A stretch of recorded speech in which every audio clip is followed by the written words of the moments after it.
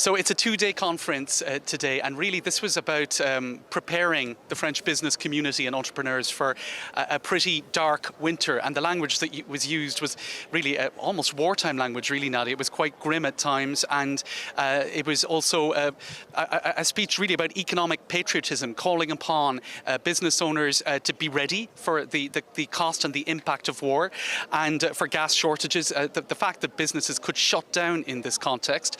She spoke about a sobriety plan and about the need, hopefully, to avoid, or hoping to avoid the need for rationing by careful organisation on the part of businesses to ensure that there would be energy savings, and that basically that we would rather have chosen energy savings over unchosen energy cuts. So that was sort of one of the main messages that was delivered during her speech.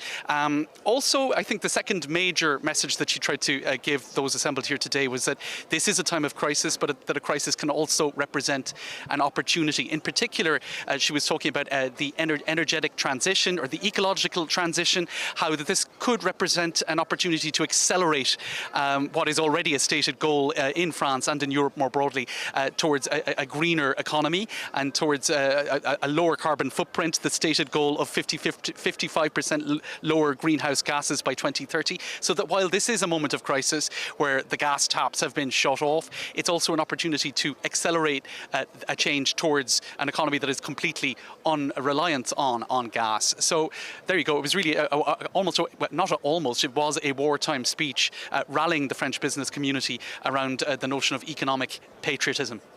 And James, she's not the only European leader to have addressed the MEDEF today. Volodymyr Zelensky, the Ukrainian president, has spoken as well. What was the message coming out of Kyiv?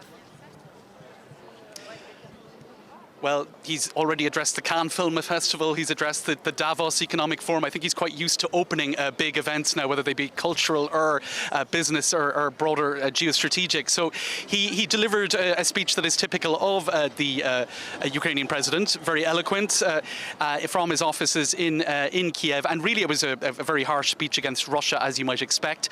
He spoke about the importance of standing behind common values and about how unreliable Russia is as a partner, and certainly I suppose we've seen that there was also a speech later on by the Polish Prime Minister who said something quite similar, and how he addressed the fact that Germany over the past 20-30 years did make those strategic energy choices to go towards Russian gas, and that we see the cost of that now in terms of sovereignty, energy sovereignty, and indeed broader sovereignty, and that there is a need now, I suppose, to pay the price for those past strategic errors.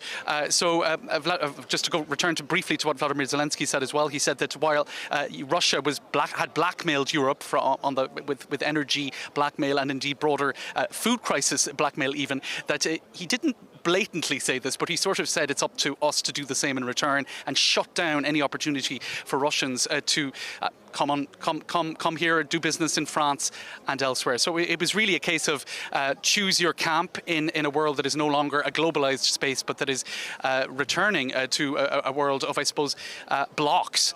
So that was very much the message that was being delivered here by Volodymyr Zelensky, by the French Prime Minister, the Polish Prime Minister, and others in this first of a two-day meeting of French entrepreneurs.